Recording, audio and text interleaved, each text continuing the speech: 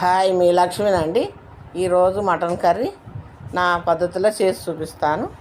ఇది గిన్నెలో చేస్తే చాలా టేస్టీగా ఉంటుంది.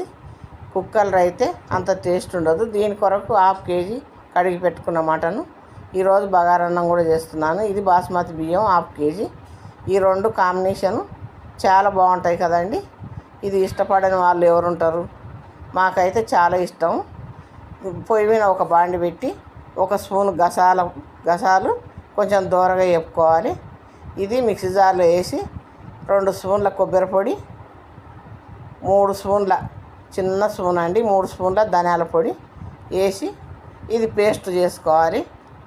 మిక్సీకి వేసి ఇది పేస్ట్ చేసుకోవాలి. ఇలాగ అదే బాండిలో 3 స్పూన్ల నూనె వేసి ఆ నూనె కాగనిచ్చి కట్ చేసి పెట్టుకున్న ఉల్లిగడ్డలు రెండు ఉల్లిగడ్డలు కట్ చేసి పెట్టుకున్నవి వేసేసి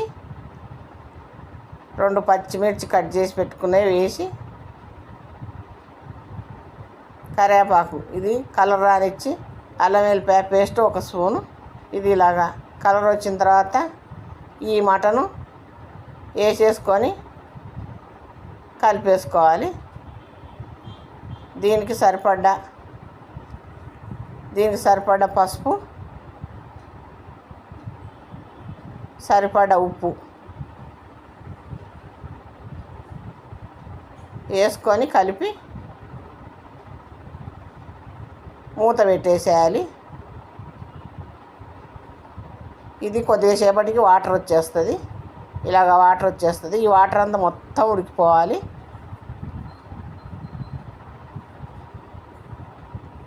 ఇలాగ ఉడికిపోయిన మటను ఇలాగ నూనె తేలుతుంది.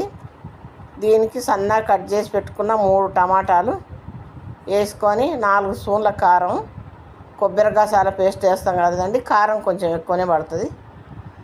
ఈ కొబ్బరి గసాల పేస్ట్ వేసేసి కలిపేసేయాలి. ఇలా కలుపుకొని ఈ టమాటాలు మగ్గే వరకు మూత పెట్టేసేయాలి. మగ్గిపోయినాయండి. ఇలాగ మగ్గిపోయిన కర్రీకి 1/2 స్పూను గరం మసాలా వేసుకొని మీకు ఇష్టమైతే మీరు ఇంకా కొంచెం ఎక్కువ కూడా వేసుకోవచ్చు. సరిపడా వాటర్ పోసేయాలి. ఒక గ్లాసు పోస్తే సరిపోతుంది. ఇది మళ్ళీ మూత పెట్టేసి ఒక 10 నిమిషాలు ఉడకనియాలి.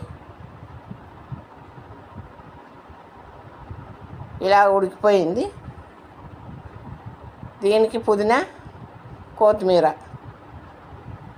వేసేసి కలిపి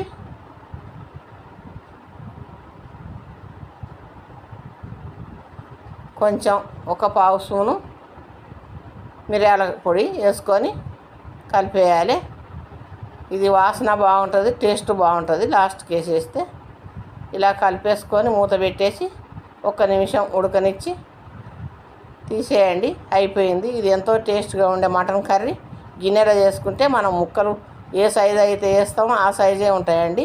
కుక్కర్లో అయితే చిన్న సైజు అయిపోయి టేస్ట్ కూడా తక్కువ ఉంటుంది. కొంచెం ఎక్కువసేపు ఉడికిచ్చామంటే పీసులు లేక కూడా అయిపోతుంది. ఇలా గిన్నెలో చేసుకుంటే చాలా టేస్టీగా ఉంటుంది. చూడండి, గ్రేవీ కూడా బాగుంది. ముక్కలు చూడండి, వేసిన ముక్కలు వేసినట్టే ఉన్నాయి. గ్రేవీ కూడా చిక్కగా వచ్చింది.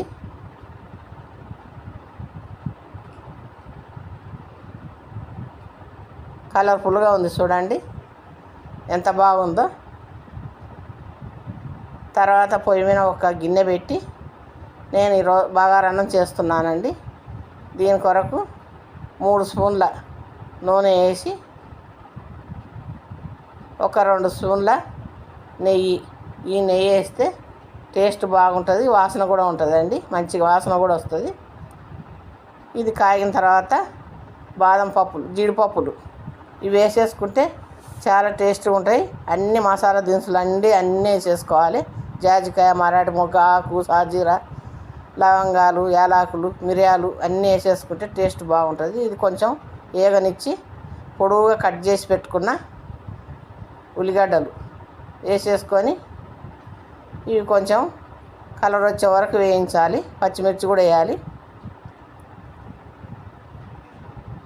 ఇవి కలర్ వచ్చే వరకు వేయించి అల్లం వెల్లిపాయ పేస్టు 1 స్పూను, బాగా కలర్ రానియాలి. ఇలా కలర్ వచ్చిన తర్వాత దీనికి వాటరు 2 గ్లాసుల బియ్యం పోసుకున్న, 4 గ్లాసుల వాటరు, 1 గ్లాసుకు 2, 4 గ్లాసుల వాటర్ పోసేసుకొని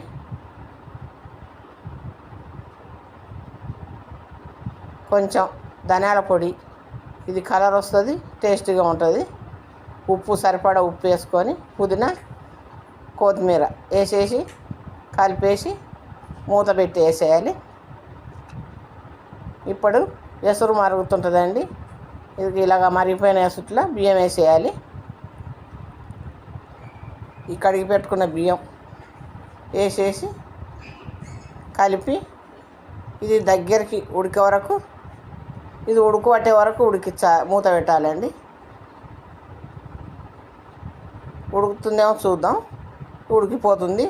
ఇది దగ్గరికి ఉడికిపోయే వరకు మూత పెట్టకుండా ఇలాగ ఉడికియాలి. ఇలా ఉడికిపోవాలి. ఇలా ఉడికిపోయిన అన్నానికి బాగా కలిపేసి